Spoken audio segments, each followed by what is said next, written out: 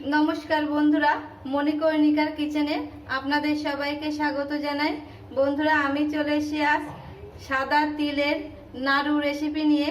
बंधुरा आज आमी आपनादेर साथे एई सादा तिलेर नाड़ू रेसिपिटा शेयर करब और आशा करब आपनादेर सकलेर आमार एई तिलेर नाड़ूटा भालो लागबे और भालो लागलेई आमार चैनलटिके सबस्क्राइब करबेन, आमार पाशे थाकबेन, आमाके सापोर्ट करबेन। चलुन बंधुरा रेसिपिटा शुरू करी। बंधुरा प्रथमे आमी 200 ग्राम सादा तिल निয়েছি, ভালো করে বেছে এবং ভালো করে ঝেড়ে নিয়েছি। আর এখানে আমি 250 গ্রাম আখের গুড় নিয়েছি। এবার আমি একটা কড়াই বসাবো। বন্ধুরা এই সাদা তিলের নাড়ু আমি দীপান্বিতা লক্ষ্মী পূজা উপলক্ষেই আপনাদের সাথে শেয়ার করছি। বন্ধুরা কড়াই বসিয়েছি, কড়াই গরম হয়ে গেছে। এবার আমি তিলগুলো দেব, হালকা ভেজে নেব।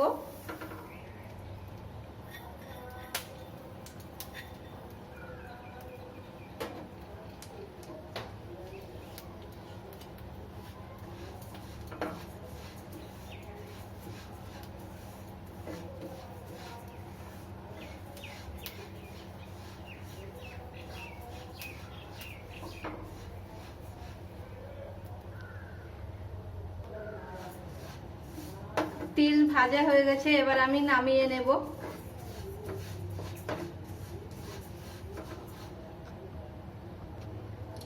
তিল নামিয়ে নিয়েছি, এবার আমি এই আখের গুড়গুলো কড়াইতে দিয়ে দেব।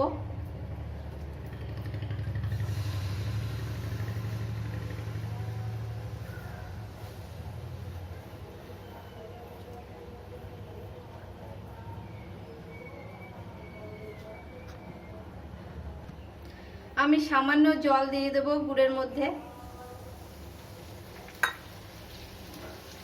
দিয়ে আমি ভালো করে গুড়টা ভালো করে গলিয়ে নেব।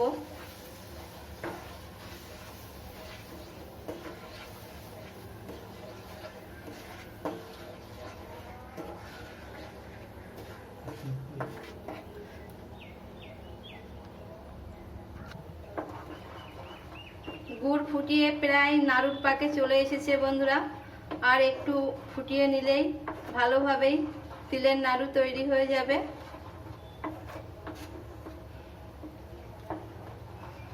সারাক্ষণই নাড়তে হবে বন্ধুরা।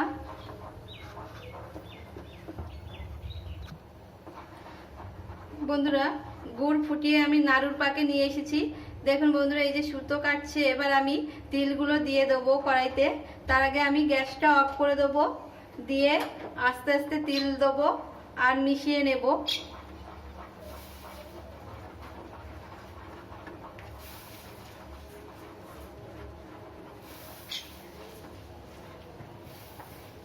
বন্ধুরা এইভাবে আমি মেশাবো আর অল্প অল্প করে তিল দেবো।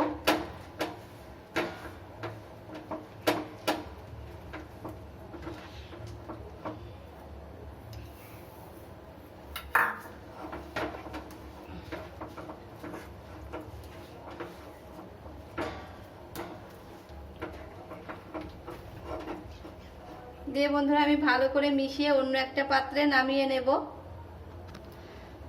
বন্ধুরা আমি অন্য একটা পাত্রে তেল লাগিয়ে নিয়েছি আগে, নিয়ে তারপরে আমি তিলের নাড়ু করার জন্য সাইডে নামিয়ে নিয়েছি। এবার আমি পাকিয়ে নেব। বন্ধুরা এইভাবে হাতে নিয়ে ভালো করে দু হাত দিয়ে পাকিয়ে নেব। নিয়ে এইভাবে আমি প্রতিটি নাড়ু তৈরি করে নেব।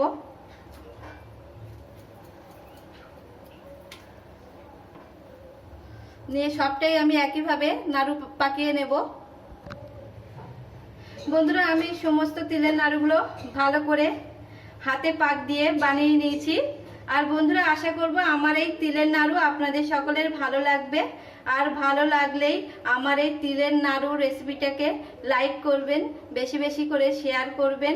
আর বন্ধুরা আপনারাও বাড়িতে একবার আমার এই তিলের নাড়ু রেসিপিটা ট্রাই করবেন, ট্রাই করার পর আপনাদের কেমন লাগলো আমাকে কমেন্ট করে জানাবেন।